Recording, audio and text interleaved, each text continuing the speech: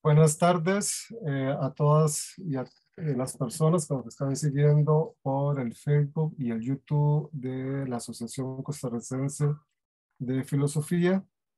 En este Día Mundial de la Filosofía que estamos celebrando hoy, vamos a contar con la participación de la doctora Concha Roldán con su tema de disertación de la filosofía al feminismo, un camino de ida y vuelta. Esta actividad también se realiza y doy gracias a la sección de filosofía y pensamiento de la Escuela de Estudios Generales de la Universidad de Costa Rica y la Asociación Costarricense de Filosofía ACOFI. La doctora Roldán es directora del Instituto de Filosofía del Consejo Superior de Investigaciones Científicas. Ya lleva muchos años en ese puesto. Acaba de ser nombrada presidenta de la Red Española de Filosofía. Es presidenta de la Asociación Española de Ética y Filosofía Política, de la Asociación GENET, Red Transversal de Estudios de Género en Ciencias Humanas, Sociales y Jurídicas, y de la Sociedad Española LAIMS. Además, es vicepresidenta de EUFEM, Plataforma Universitaria de Estudios Feministas y de Género, y vocal de la Red Iberoamericana de Filosofía. Realizó sus estudios en la Universidad Complutense de Madrid con una tesis sobre Leibniz llamada Contingencia y Necesidad en Leibniz, el problema de la libertad. Estudió el posgrado en la Universidad Técnica de Berlín y ha realizado diferentes estudios en Alemania, por ejemplo en el Leibniz Archiv de Hannover, y ha sido profesora invitada también en varias universidades en Alemania y en otros lugares.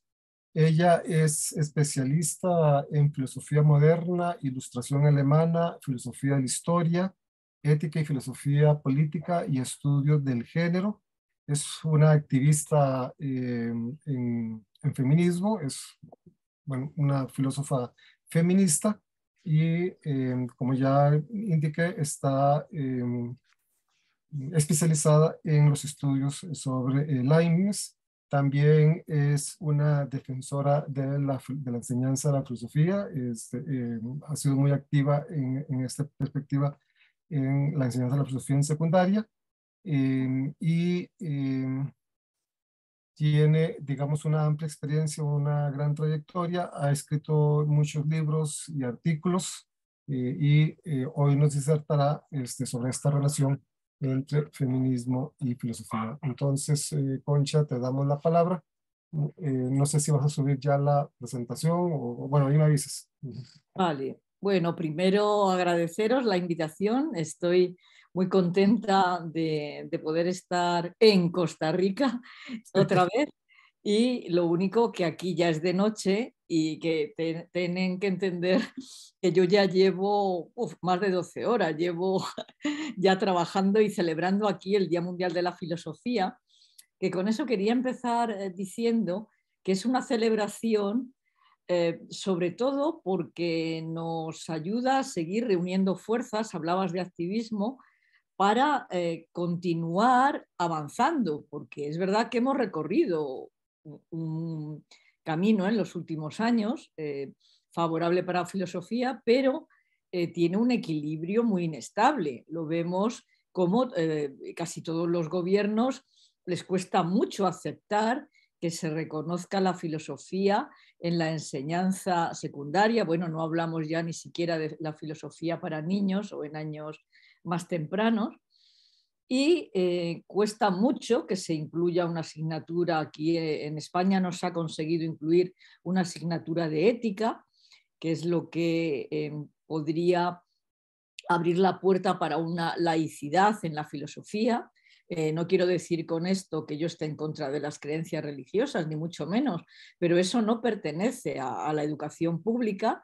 Para eso están las iglesias y otros lugares muy respetables para hacerlo, ¿no? Nosotros todavía tenemos esa lucha y eso que llevamos muchísimos años ya, que pasó la dictadura y que cambió, digamos, la forma de pensar, o debería haber cambiado, pero cuesta mucho todavía hacernos con la forma de enseñar, pensar. Hoy es un día, el Día de la Filosofía es un día para celebrar el pensamiento que desde el año 2002, la UNESCO lo entronizó hace 20 años, desde el 2005 se lleva celebrando ya el tercer jueves de cada mes, y es una forma de tender puentes. A mí me encanta hablar de tender puentes, pues por supuesto, entre lo que llamamos la península ibérica, España, bueno, y Portugal. Lo que tenemos los españoles es que nos entendemos, podemos entendernos en un mismo idioma. Entonces, este puente con Latinoamérica me parece muy importante. Yo terminaba en el PowerPoint haciendo un apunte, porque claro, lo que yo voy a contar es lo que yo he estudiado, y lo que yo he estudiado ha sido una filosofía fundamentalmente occidental.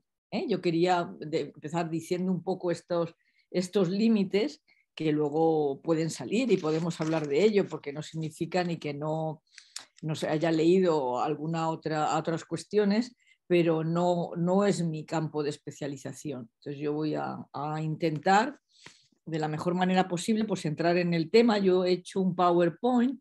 Si te parece, Álvaro, podemos poner lo que es el primer, para que vean la estructura un poco, que es muy sencilla.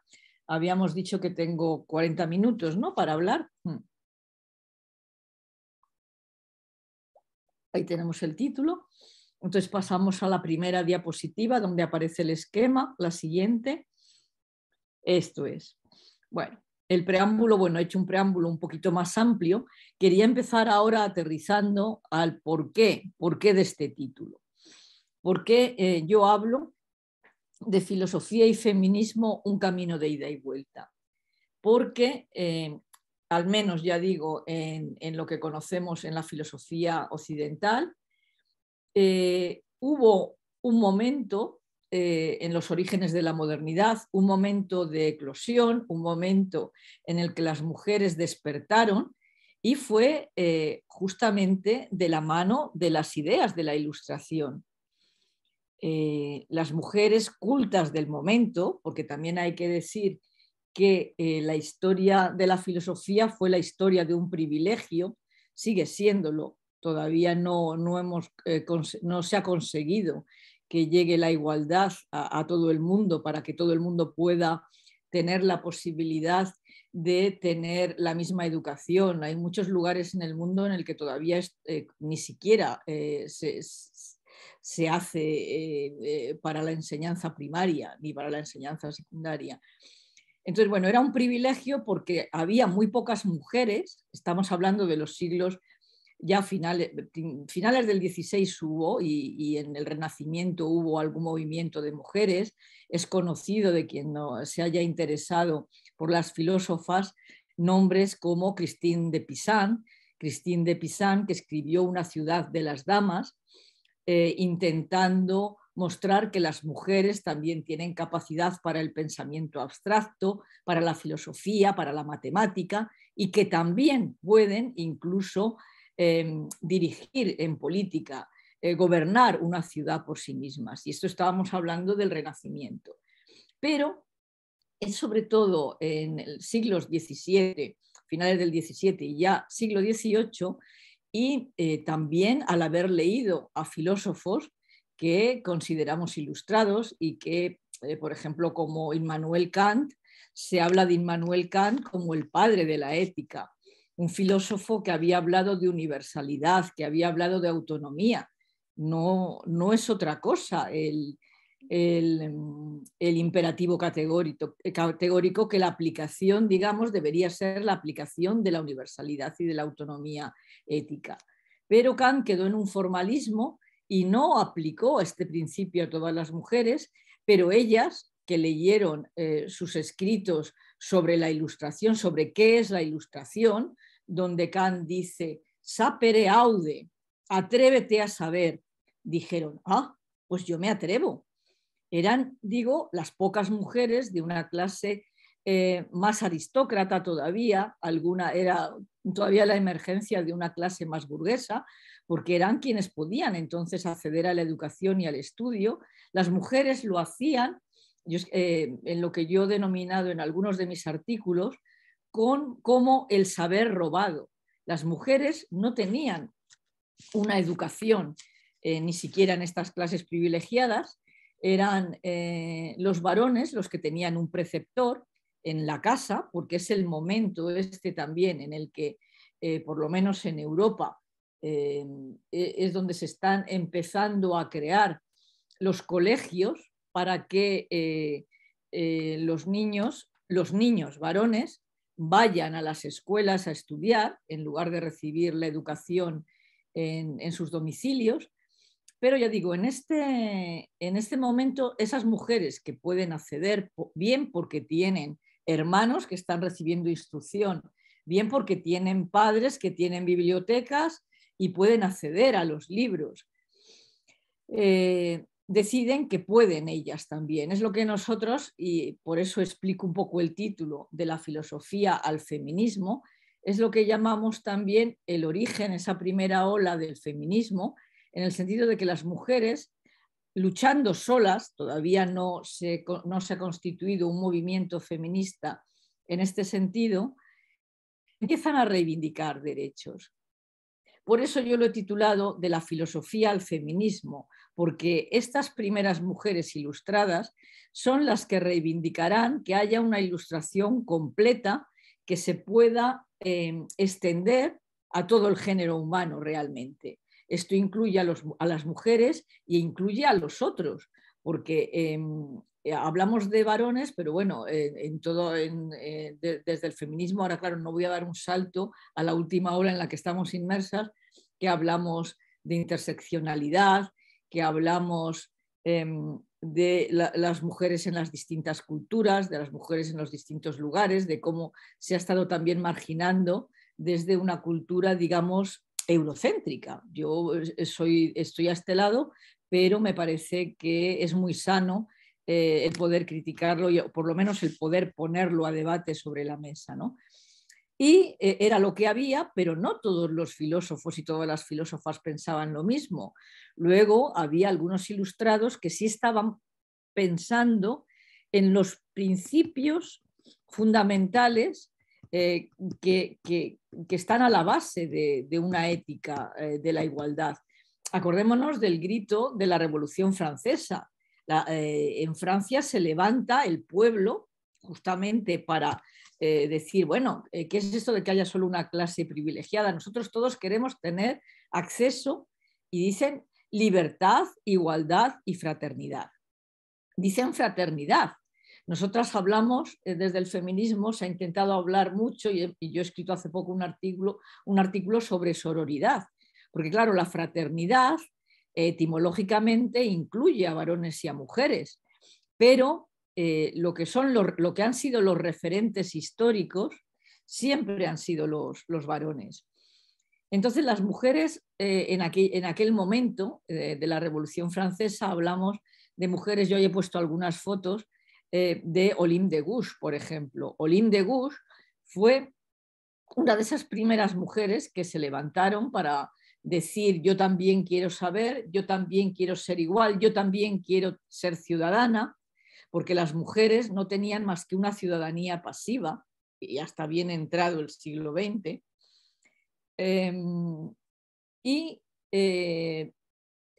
Lo que fue el régimen, bueno, que terminó siendo el régimen del terror, que a Olympe de Gouges le costó la cabeza en el cadalso, perdió allí la vida ella, habían escrito algo fundamental como los derechos del hombre y del ciudadano para intentar igualar, buscar la igualdad, acabar con las desigualdades, pero Olympe de Gouges se da cuenta que esto está referido única y exclusivamente a los varones.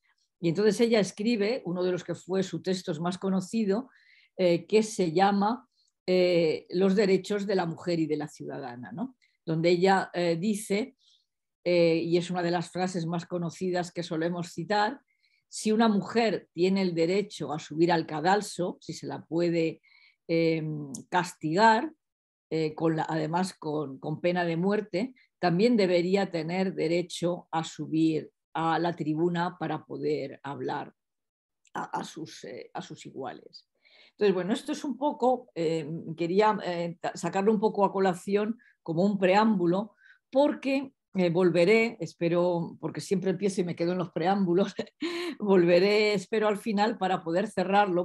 Voy a ir ahora ya anunciando las distintas partes para ver cómo, a mí lo que me gusta es dar la vuelta también y en estos momentos en los que estamos viviendo ahora, decir que el feminismo también debe dar la vuelta hacia la filosofía. El feminismo es una filosofía y tiene que adoptar también los principios básicos de la filosofía, como es, primero, bueno, escuchar, dialogar, argumentar, utilizar la razón para comprender los argumentos del otro y defender los míos o de la otra, pero no hacer, como muchas veces se hizo durante muchísimos años en las distintas escuelas filosóficas también, que eran luchas verdaderamente intestinas en torno a creencias. Bueno, si queremos defender unas creencias y no todos tenemos las mismas, pues habrá que argumentar y habrá que poner la fuerza de la pluma, como decían entonces, frente a la fuerza de la espada. Ahora tenemos más que espadas, tenemos bombas y las masacres. Bueno, no voy a entrar por esa deriva porque, en fin, nos llevaría muy lejos. Pero veis, si os he puesto aquí como otros 3 puntos de los que quiero hablar, 2 puntos en realidad: el análisis de esa exclusión femenina de la esfera pública, en el caso de las mujeres en la historia de la filosofía, y luego quiero hablar de las contradicciones e ilegitimidad del discurso filosófico moderno. Cuando hablo de moderno, hablo de la edad moderna, es decir, del siglo XVII y XVIII, y esa pretendida neutralidad que luego se ha heredado, porque yo lo que pretendo también defender en mi discurso es que, como decimos aquí en Madrid, de aquellos barros vinieron estos lodos, y la filosofía contemporánea ha admitido muchas de estas digamos, de estos principios que se mantenían como neutralidad, cuando en realidad era una mera abstracción que no se contrastaba con la verdadera realidad de las personas. Yo creo que hoy día no podemos hacer filosofía sin fijarnos en el contexto y sin fijarnos en que somos todos y todas nosotros. Somos lo que a mí me gusta denominar identidades cruzadas. Nadie es de una pieza. Todos tenemos distintas comunidades a las que pertenecemos a la vez durante todo nuestro día a día. Habrá quien sea alumno, habrá quien sea profesor o profesora, habrá quien sea padre, habrá quien sea hijo, es decir, que pertenece a distintas comunidades. Habrá quien es pacifista, habrá quien sea vegetariano, en fin, podríamos mencionar cantidad de cuestiones que todas juntas hacen identidades plurales. O sea, a mí me parece que tenemos que empezar a vernos no como algo absolutamente limitado, definido, puro, abstracto. Los seres humanos somos toda esa mezcla dentro de nosotros.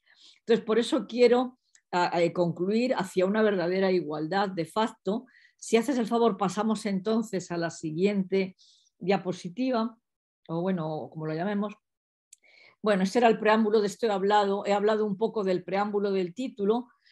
Solo 3 palabras para decir por qué yo hablo siempre de la ausencia de las mujeres de las historias oficiales de la filosofía.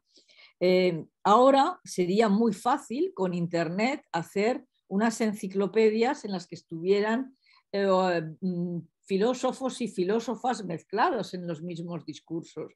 En Wikipedia ha costado que haya filósofas, hubo hasta unas maratones que organizamos para que pudieran también entrar en Wikipedia currículos de filósofas.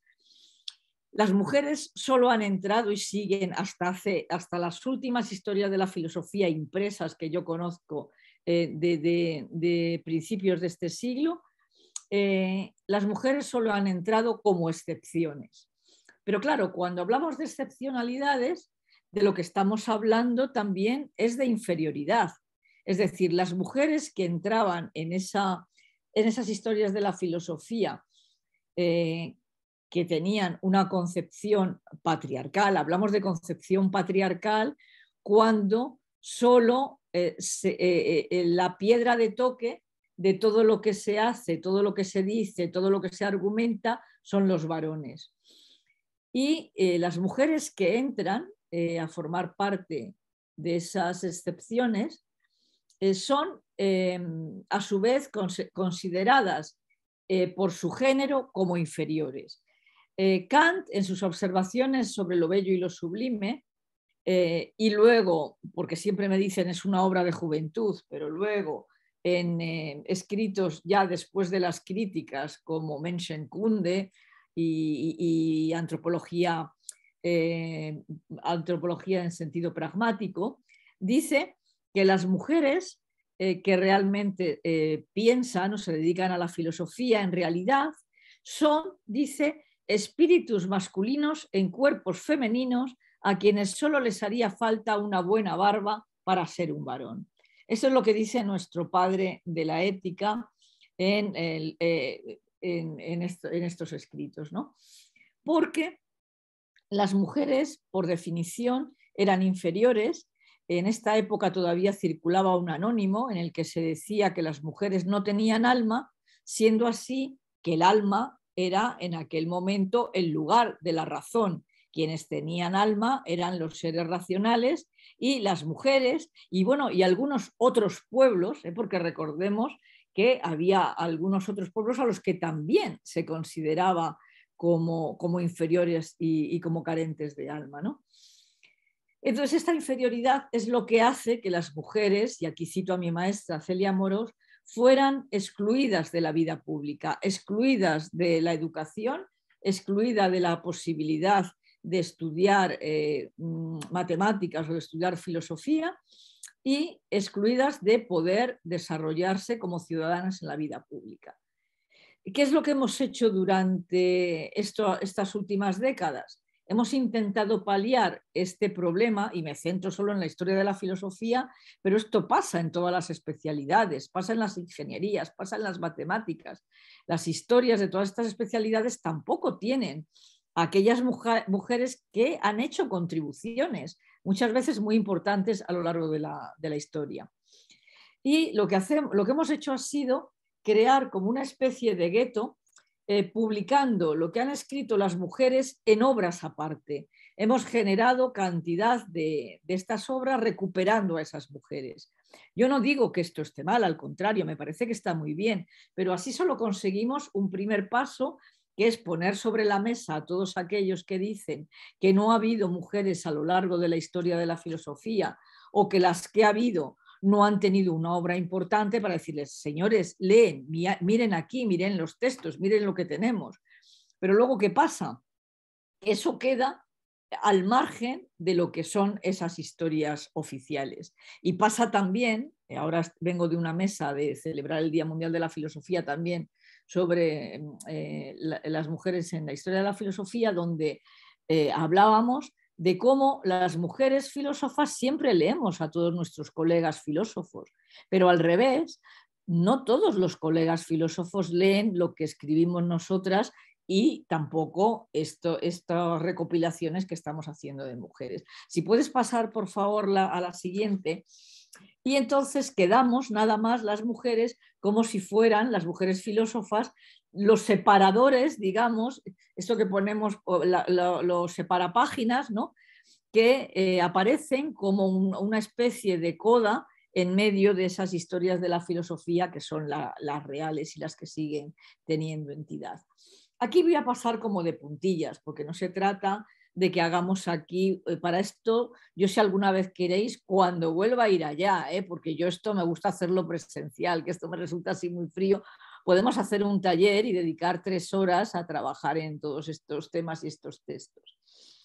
Yo hablo aquí de los antecedentes de la exclusión femenina de la esfera pública, que es, bueno, esa falacia naturalista de Aristóteles, que hace ya en su historia de la naturaleza y en sus explicaciones biológicas, hace ya esa diferenciación que es biológica fundamentalmente entre los varones y las mujeres, pero que él lleva a esa falacia al decir las mujeres, puesto que tienen la capacidad de engendrar y de tener hijos, están sometidas a todos esos humores acuosos que las hacen diferentes, pero diferentes porque podemos ser, yo defiendo que todos, o sea, no solo que hay mujeres diferentes, todos en realidad somos diferentes. El principio de individualidad ética lo que dice es que todos tenemos derecho a ser absolutamente diferentes unos de otros.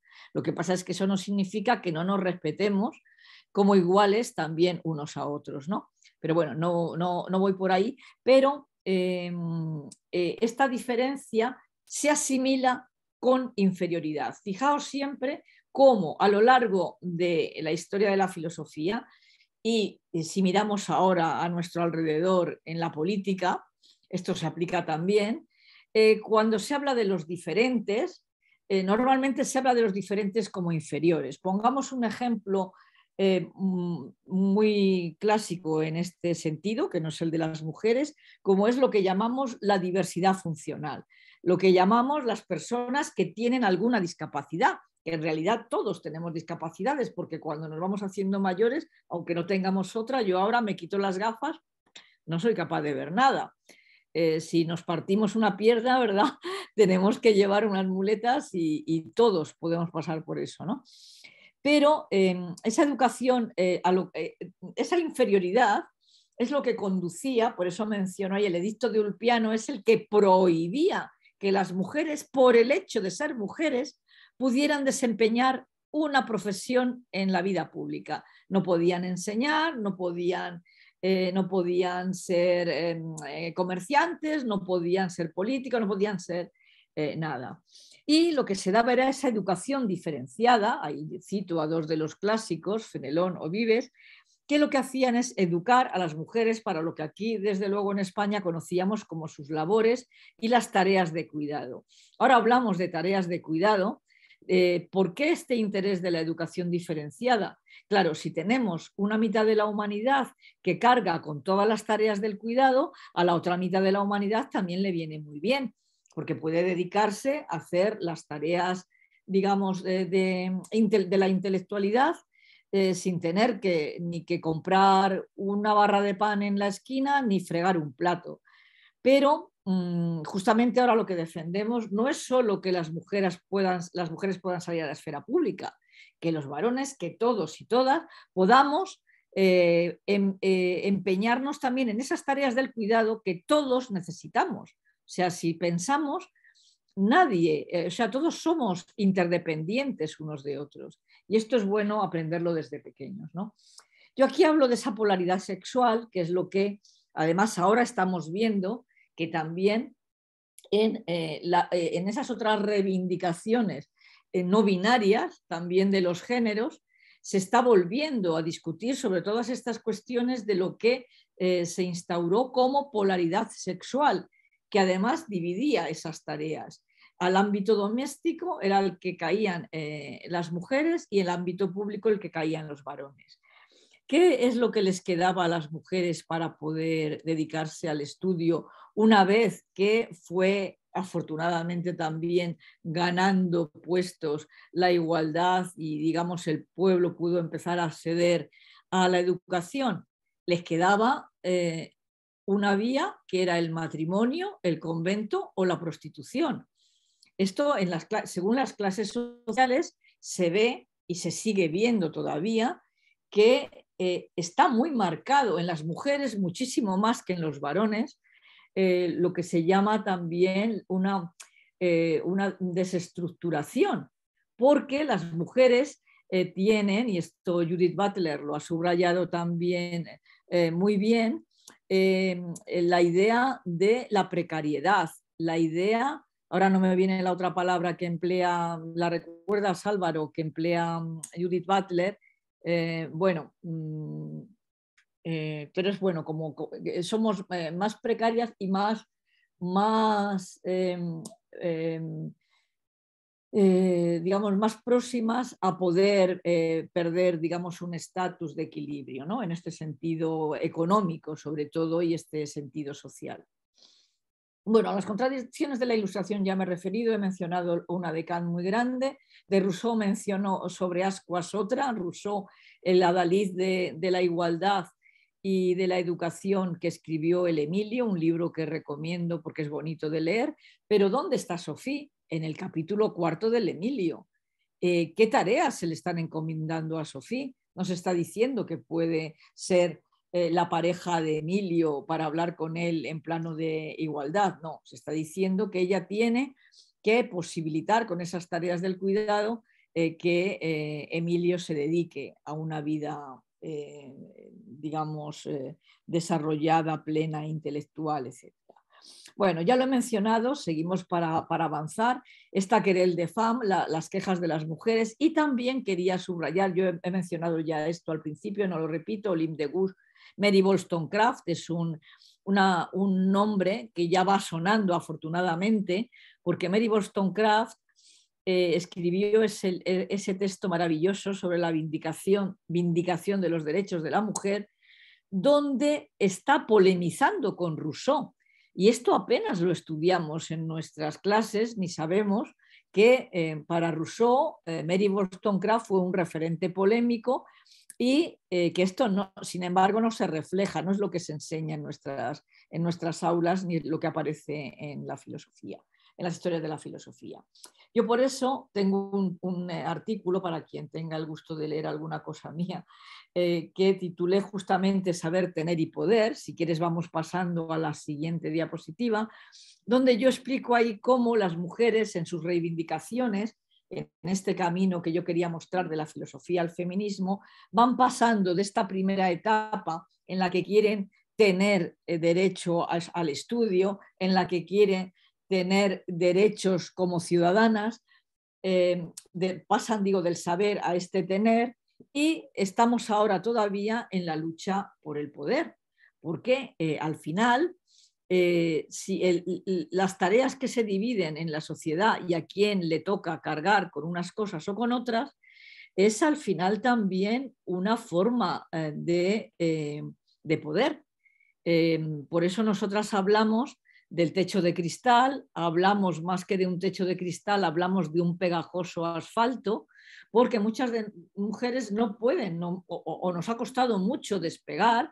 Yo vengo de una familia bastante humilde y nos costó mucho, a costa de muchas becas, de mucho esfuerzo, el poder llegar a estudiar a la universidad y poder hacer algo que es ahora mi vida y a lo que me puedo dedicar. Y bueno, pues he podido romper en cierta manera ese techo de cristal, pero como yo digo, haciéndome muchos chichones y haciéndomelos todavía, porque aunque una mujer en este momento llegue a ocupar un lugar o bien en la academia, o bien en la política, o bien en la sociedad, sigue habiendo todavía esa marejadilla del patriarcado. Yo os lo voy a decir, me gusta hablar del patriarcado como de Alien, la película esta de Alien, el octavo pasajero, ¿no? Que cuando nos creemos ya que lo hemos erradicado, resulta que no, que sigue estando, lo hemos mamado todos y todas en nuestras sociedades. Alien aparece viscoso por todas las rejillas, si habéis visto y recordáis la película. ¿Y qué es lo peor de Alien? Que entra dentro de los humanos y sale, si recordáis, de la mitad de rompiéndolos, ¿no? De su propio ser, porque al final somos nosotros y nosotras, si no estamos en esa postura filosófica, Por eso ese camino de ida y vuelta, esa postura filosófica de analizar lo que nos rodea, la realidad, los argumentos que nos cuentan, pues volvemos a repetir ese alien que es el patriarcado, ¿no? Y que está dentro de nosotros y de nosotras. Vamos a pasar de los ejemplos porque si no, no me va a dar tiempo a terminar y habría el coloquio. Espera, vuelve un segundito, ¿cuál era la última línea que teníamos? Ah, las historias triunfantes, sí. Las historias triunfantes de la filosofía, el poder y los medios, sí. Ya podemos pasar, si quieres. A esto me refería porque cómo se han contado las historias se han contado desde los vencedores. ¿Cómo se han contado las historias de la filosofía? También desde el poder de las ideologías. Entonces, ¿qué pasa con ese relato que hemos querido transmitir? Como si Platón le transmite, es como una carrera de relevos. Platón le pasa el relevo a Aristóteles, luego entramos en la modernidad, Descartes se lo pasa a Spinoza, Spinoza se lo pasa a Leibniz, o el balón, si queréis una metáfora del balón, como si no hubiera habido una vida real con unos contextos en la que cada uno de estos pensadores y muchos otros que no han pasado a esa línea triunfante, y todas las mujeres, que no ha pasado ninguna, como si esto hubiera sido, como si la ilustración hubiera sido una cosa de una tarde, que se sentaron 10 alrededor de una mesa y dijeron, pues vamos a hacer el proyecto ilustrado. Claro, nos han contado a veces unas historias que son las historias de la interpretación de aquellos que han escrito esas historias de la filosofía. Entonces yo creo que tenemos que ser muy conscientes de que está bien, hay datos objetivos que podemos también aprender y repetir, pero que la filosofía también debe aprenderse en relación con la vida y en relación con los contextos y los problemas que hay en cada momento. Yo estaba hablando, y ahora vamos a ir ya concluyendo porque me quedan como unos 5 minutos más o menos, ¿no? 5 o 6 minutos, según anoté yo, pero vamos, si queréis, luego puedo hablar mucho más, ¿eh? Pero quiero terminar con esto. ¿Por qué? Por eso decía yo la línea triunfante, el poder y los medios. Los medios que ahora son las sociedades digitales. Esta mañana, para conmemorar también el Día Mundial de la Filosofía, tuvimos una mesa donde hablamos del unimultiverso, ahora hablamos de los multiversos, y nos preguntábamos si las redes sociales no estarán contribuyendo. Twitter, por ejemplo, Twitter, pues es una herramienta que sin darse uno cuenta se termina haciendo política y también transmitiendo muchas veces discursos de odio. Nosotros nos planteábamos si la filosofía no puede al menos armarnos para, no para dejar de usarlo, porque yo creo, yo ahora me he borrado, me he borrado, Álvaro lo sabe, que me he borrado hasta de Facebook y de Twitter. No he querido entrar porque para mí Twitter me coarta, porque yo soy una persona que tengo un carácter a veces irascible. Si yo me dejo llevar por ese momento, porque el Twitter te lleva a ese momento de confrontación, siempre vas a decir una cosa de la que te vas a estar arrepintiendo toda la vida, porque eso queda ahí dando vueltas hasta el fin de los tiempos. Si uno quiere realmente ser coherente y ser filósofo o filósofa, pues debemos ser reflexivos. La reflexión no puede ser el responder a bote pronto con una frase a lo que me acaba de llegar al móvil. La reflexión es lo que yo llamo pasar las cosas por la almohada. Normalmente cuando reflexionamos, rumiamos, pensamos, vemos los argumentos, al día siguiente todos esos discursos de beligerancia y de odio se les ha pasado esa fuerza, ¿no? Que es como ese champán que sube y luego ya se ha pasado esa fuerza, ¿no? Yo creo que la filosofía debe contribuir y debe ayudarnos a aplicar también estas herramientas que tenemos y que son también las herramientas de la razón y de la lógica, ¿no? Por eso yo quería terminar con este camino, decía, de ida y vuelta de la filosofía al feminismo. Yo me declaro feminista, hay otras filósofas que no.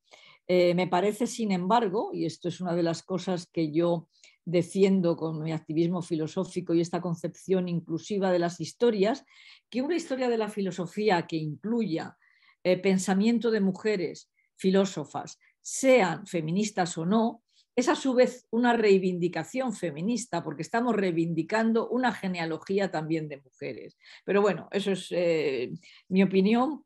Podéis algún otro tener otra opinión al respecto, pero me parece que aunque no se hable de filosofías de mujeres feministas, sí que se puede hacer como feminista ese activismo de recuperación de todas las que fueron excluidas, de todas las que fueron marginadas, bueno, y de las que además se eliminaron y se rompieron y en pedazos desaparecieron. No están muchas de las obras de las mujeres en los archivos. Obras que sabemos que escribieron, no han quedado restos. Nadie las conservó en una biblioteca.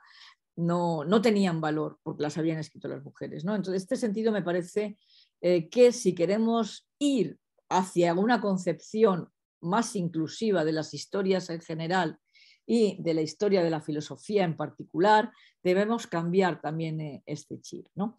Yo ponía como un punto, porque seguro que vamos a tener ahora la posibilidad de dialogar y seguro que entre el público habrá algunas personas que hayan estudiado filósofas latinoamericanas. Yo algunas he ido ya descubriendo. Ha salido hace poco, hemos publicado aquí, pero ahí cada vez aparecen más libros. Este libro que se titula justamente Mujer y filosofía en el mundo iberoamericano, que intenta recuperar algunas de estas mujeres que han sido perdidas también. Yo voy conociendo algunas, lamentablemente en Costa Rica, pocas de todas estas épocas, pero estamos en ello, pocas que yo conozca, pero sé que hay algunas personas que están estudiando también sobre ello. Yo con esto quiero tender ese puente para que hagamos esta comunidad también filosófica a los dos lados del Atlántico y nos intercambiemos, porque es un saber también de ilustración, porque claro, ha habido ilustración en todos los países latinoamericanos y en muchos de lugares ha habido ilustración incluso anterior, bueno, ilustración por lo que entendemos, digamos, desde la filosofía de atreverse a saber, a pensar, a tener un pensamiento discursivo. Bueno, hay algunos pueblos originarios que no lo han tratado de la misma manera, pero también yo algunas personas que conozco más bien en México, sobre todo, que son los que están trabajando sobre estos temas, con el tema de las mujeres en casi todos los lugares, salvo aquellos idílicos lugares de las Amazonas, casi todas las mujeres siempre estuvieron en casi todas las culturas, digamos, colocadas o fueron enseguida colocadas en el plano de la inferioridad. Lo que hay que estudiar es si fue por el influjo de unas corrientes, digamos, más, digamos, que vinieron de Occidente con la conquista, o qué es lo que fueron ese tipo de, digamos, de volverse, ¿no?, menos igualitarias también algunos pueblos indígenas. Bueno, yo esto es algo que desconozco, no me meto en ello por eso, pero sí lo quería poner como una preocupación, porque lo tenemos y la tuvimos ya. Álvaro, yo creo que estuviste en el Congreso en México, ¿no?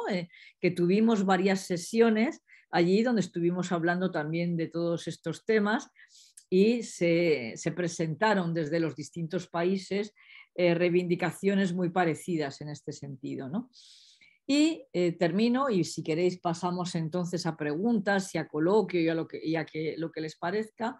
Bueno, si queréis mostramos rápidamente lo que esto, acabo entonces con esto que yo llamo ese activismo filosófico feminista, que es ese camino de ida y vuelta, ¿no? Partimos de la filosofía para llegar al feminismo, estamos en el feminismo y volvemos hacia la filosofía, porque es lo que realmente, como decía también mi maestra Celia Morós, lo que realmente nos amuebla el cerebro y hace que realmente podamos hablar de igualdad entre todo el género humano. Entonces, si quieres mostrar que traía ahí un momento para la publicidad, un par de libros, me parece en la siguiente, ¿no? No tenía en la siguiente diapositiva. Ah, bueno, esto mira, si quieren, son citas, algunas de ellas las he mencionado yo durante mi charla, de aquellos que fueron detractores y muchos otros que fueron también varones, defensores y defensoras de las mujeres. Estas son citas que se pueden pasar si quieren. Luego a ver la siguiente, porque había un minuto para la publicidad al final. Esto sigue, otra. Esta era de Ana María van Schurman, más detractores, más detractores. Bueno, aquí tienen muchas de las que yo he citado y algunas más, ¿no? Defensores como Mary Wollstonecraft. Aquí es que les tecleé algunas de las... Pero quería mostrar los libros que aparecen al final para mostrar estos dos libros. Para mostrar que estas ediciones, que bueno, me cabe el gusto de dirigir esta colección y por eso, como decía que oye, pues también quiero hacer publicidad de qué hay de mis libros. Pero para que veáis, cuando yo hablo de activismo filosófico y feminista, me estoy refiriendo también a este tipo de trabajo que es el que hace una investigadora en filosofía, ¿no? Que es el posibilitar, estos no son míos, estas dos ediciones, yo lo que he hecho ha sido posibilitar que se editara en la colección que dirijo, pero que son los escritos de Marie de Gournay del siglo XVII o Sophie de Grouchy, ya de un poco más adelante, entrando ya en el XVIII, que fue la mujer de Condorcet. Y a Sophie de Grouchy apenas se la conocía más que como la mujer de Condorcet, igual que a Émile de Châtelet no se la quiere conocer más que como la amante de Voltaire. O sea, las mujeres siempre eran referidas. Entonces, estos textos muestran, cuando hemos podido recuperar toda esa obra, que Marie de Gournay ya en el siglo XVII está escribiendo sobre la igualdad y en defensa de las mujeres. Y que Sophie de Grouchy habla en estas cartas de una idea también fundamental, que fue fundamental en la ética de los orígenes de la modernidad, que es la idea de la simpatía, el relacionarnos, porque al final no podemos entender la razón como algo diferente de las emociones. La razón y las emociones son dos caras de una misma moneda. Entonces, lo que hace, por una parte, la empatía, pero la idea de los orígenes de la modernidad, de la simpatía, es el padecer con el otro, ¿no? Es una idea fundamental para nuestros conceptos de filosofía moral y que yo creo que son universalizables, igual que la propia idea de la tolerancia. En fin, todas estas ideas estaban en algunas de estas mujeres que pasaron desapercibidas. Entonces, bueno, si quieres ya pasar el último y pasamos, creo que hay un calendario que aparecía ahí al final. Sí. A esto también me dediqué y por eso era para poner ejemplos de a qué llamábamos también este activismo filosófico, ¿no?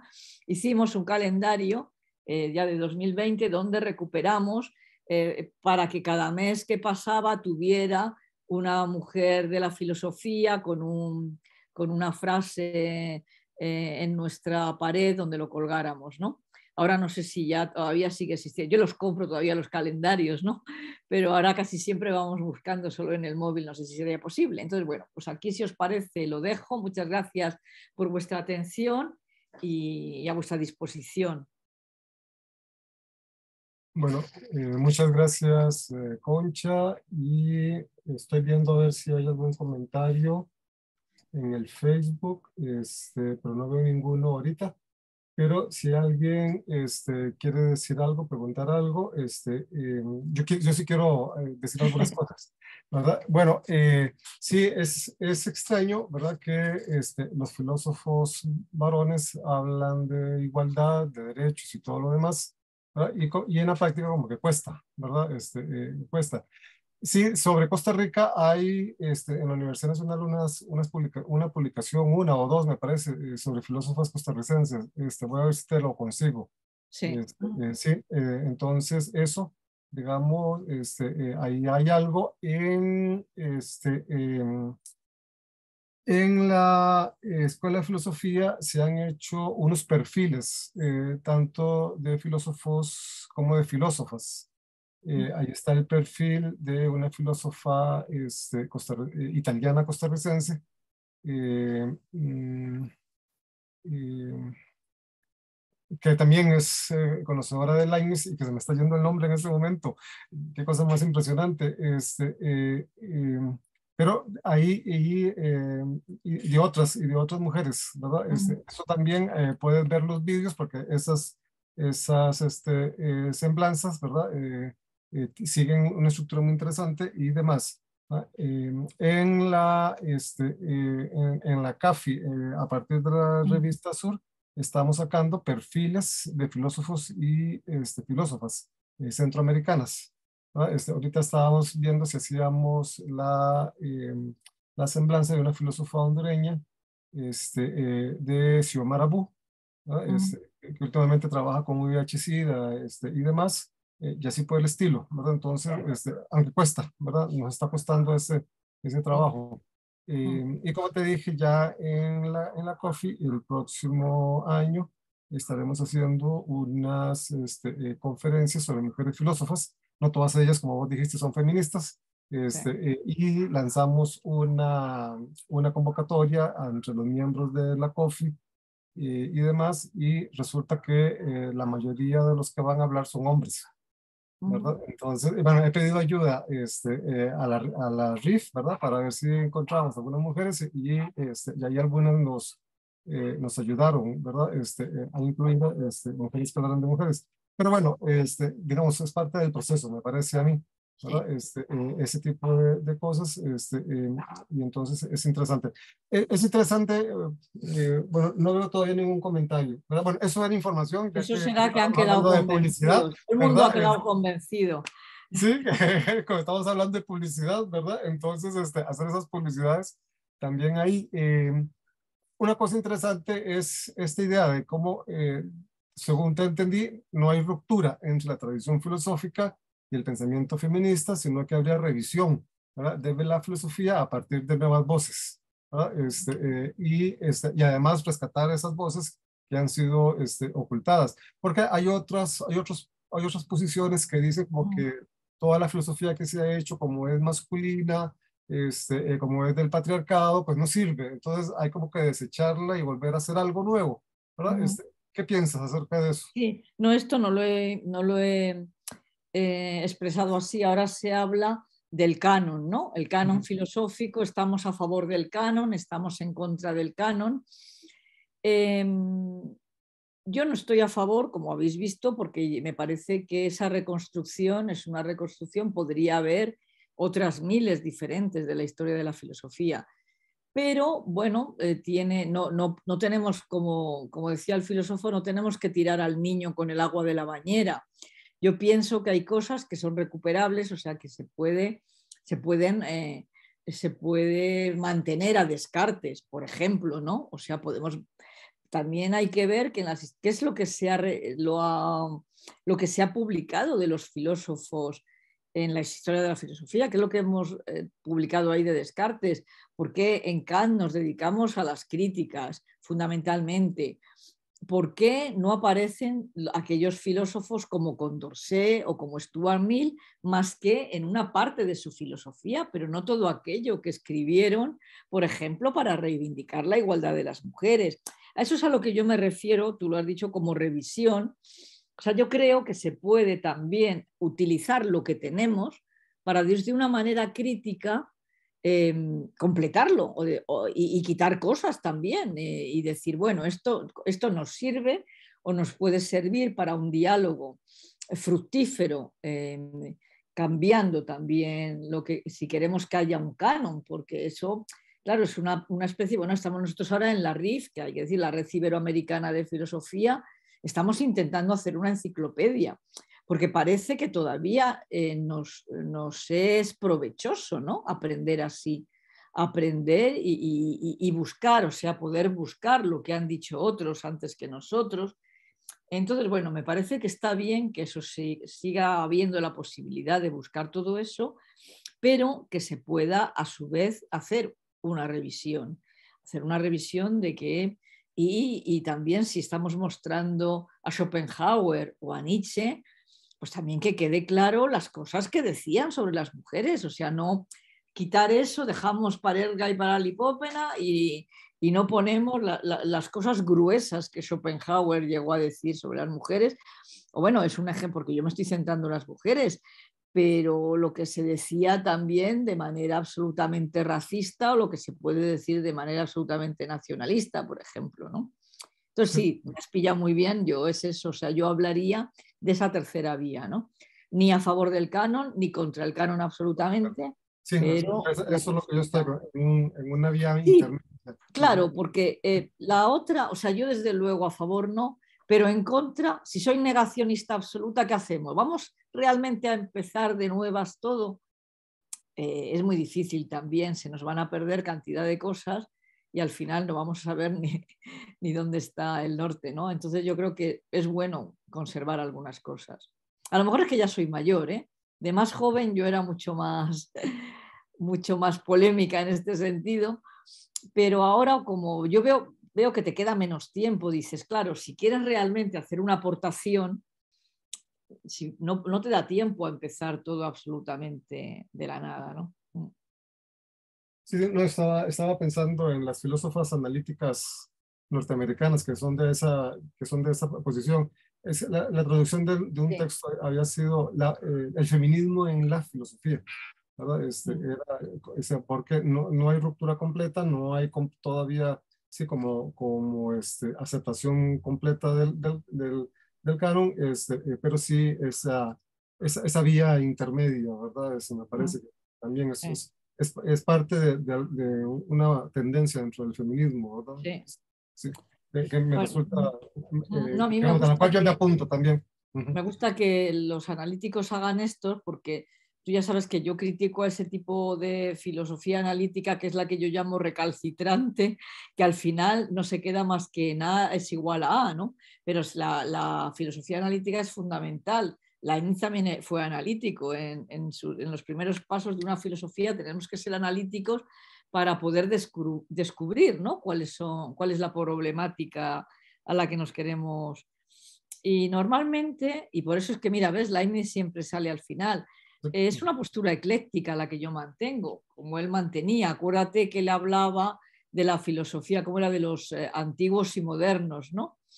Yo en años anteriores he hablado de la filosofía de los modernos y los posmodernos. Es decir, siempre, en todo momento, siempre hay una forma crítica también de enjuiciar el pasado, ¿no? Pero el pasado, como decía Peirce, no está ahí fijo y estable. El pasado está esperando a que nosotros también lo analicemos y lo interpretemos, Sí, claro. porque es la forma de hacerlo nuestro, ¿no? En las cosas que yo he escrito de filosofía de la historia, en el libro aquel entre Cassandra y Clio, ¿no? Que yo muy modestamente por eso lo titulé Una historia de la filosofía de la historia. Es la mía. Puede venir otro y hacer otra, ¿no? Y además yo ahí también tengo que confesar que era el periodo todavía que no me había terminado de caer del caballo, no había topado con Celia Morós y no apliqué el feminismo en ese libro mío. Si lo volviera a hacer ahora lo haría muy de otra manera. No incluía apenas mujeres más que de pasada, ¿sabes? Entonces, bueno, yo misma por eso decía que alguien a mí también me pilló en mi juventud, ¿no? A todos, de alguna forma. Mm, mm. Bueno, no hay comentarios. No sé si quieres, descansas Sí, a lo mejor es que no hay nadie escuchando al otro lado. podría ser. Ujú, sí, Nos ujú. hemos quedado solos, tú y yo. Sí, puede ser. Pero vamos a subir esto al Facebook de Respuestas Generales y tiene mucha publicidad.